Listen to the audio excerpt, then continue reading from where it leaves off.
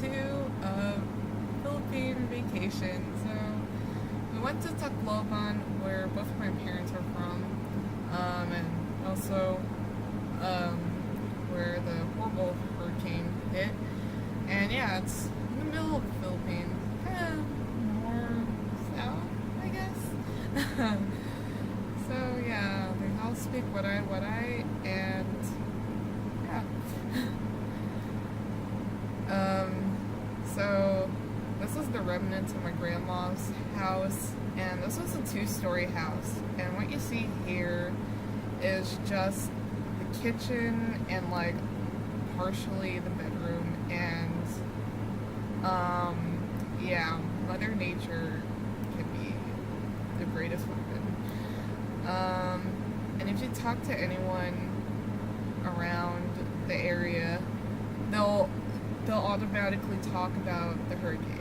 And there are a lot of relief efforts, but ironically, there's a lot of countries that are helping out. I mean, I saw a lot of Europeans, and there's a lot of Koreans. Like, I think instead of like being part of the army to protect South Korea from North Korea, they just go to these impoverished countries that needs help. So yeah, there's a lot of Koreans there. But anyways, the most ironic thing though, there's no sign of any Philippine government help. There's no different Filipinos helping out Tacloban, which is so ironic and just shows how corrupt this country is. But yeah, I think the country that contributed the most is really Korea. They built schools, they gave a lot of food,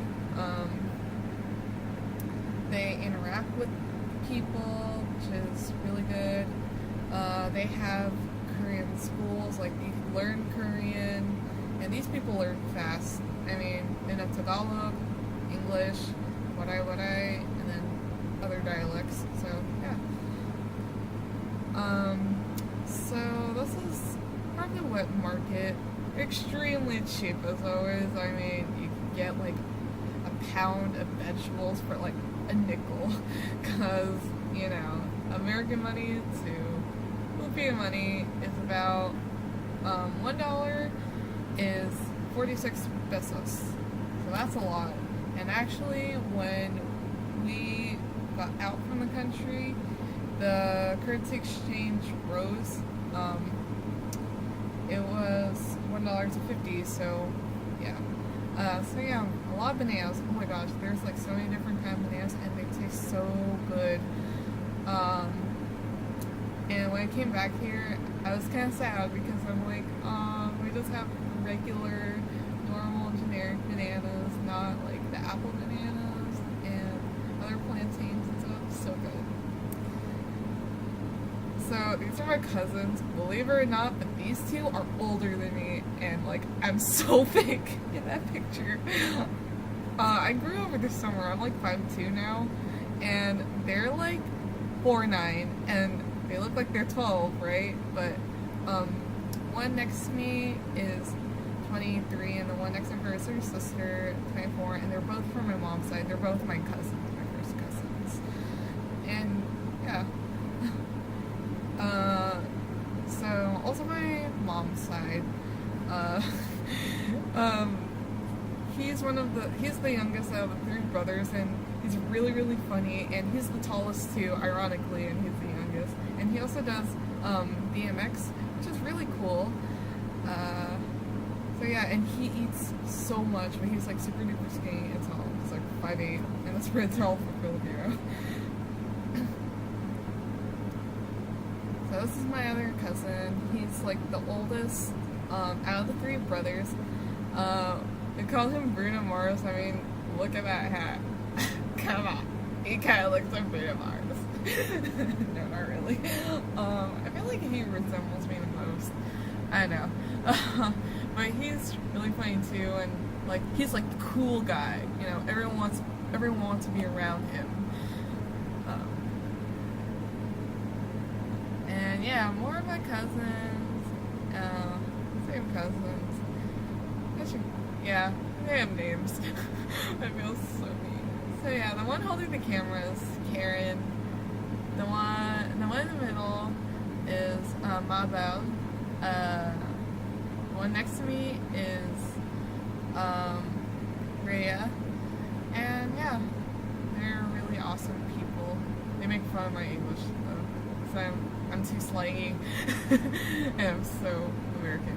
And this is Putol, which is the dog. I mean, they don't really own the dog. There's like no one owns dogs in the Philippines. It's just strays, and they just happen to know the house.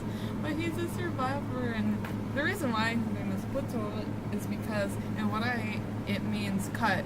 And as you can see, he has a little cut tail. Oh, and he's a survivor of a hurricane. He's a really good dog. So cute. And as you guys know, hopefully you guys know, remember some of your World War II history, but we're in the Pacific. Japan did invade the Philippines. They invaded Leyte, and that's where General MacArthur came, and he's like, "I'll be back." So yeah, he did come back, and that's why he's there and has saved the area and stuff. And my grandma lived through it. She's like 92, so she was like 20 around that time. World War II happened. So yeah, she doesn't really like Japanese that much. And there's more of my family staying in front of the structure thing.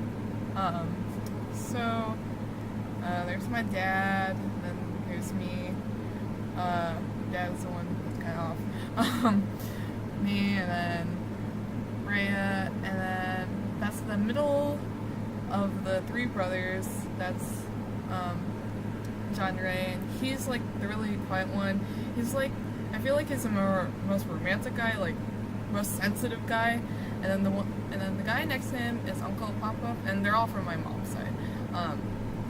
He's that crazy drunk uncle, you know, have a few beers and stuff like that.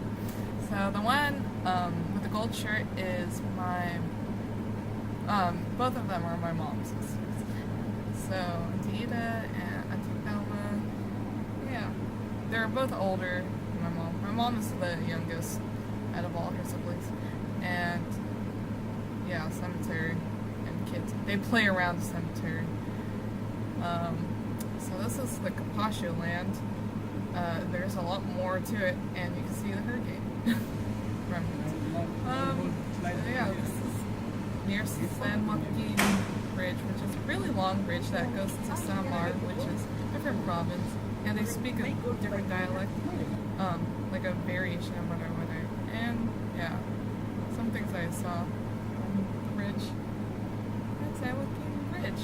It's pretty nice. I like it way better than vanilla. So yeah, this is a restaurant, and my mom grew up with it, so yeah, it kind of felt really special. It's really good. This is kind of like Halo Halo, but it's only made with red bean, and that's cheese ice cream on top. And yeah, food, really fresh seafood, like it's alive and then they cook it, so it's good. And this is my dad's side. I don't really have a lot of pictures of my dad's side. I don't know, on my phone at least. And the one on the left-hand corner, she works in Georgia, and she's like the really rich aunt, and she has like, I don't know, 5 mansions on our land, in Polo, which is in Tacloban. It's just a different village. So yeah, she's really smart. I feel like she's the one that really got me into pharmacy, because I kind of have, you know, background. And yeah, and pizza, Shakey's Pizza. And there's my grandma. She's 92 years old. Yeah, praying. I don't know why I was recording while we're praying. And my cousin's friends. One of them is not a female. Tried to guess who. And they came back from Korean school. Like, as I mentioned before, there's it's really good, and they're really nice. And the one with the blue shirt, it actually says like K-Power or something like that, and yeah.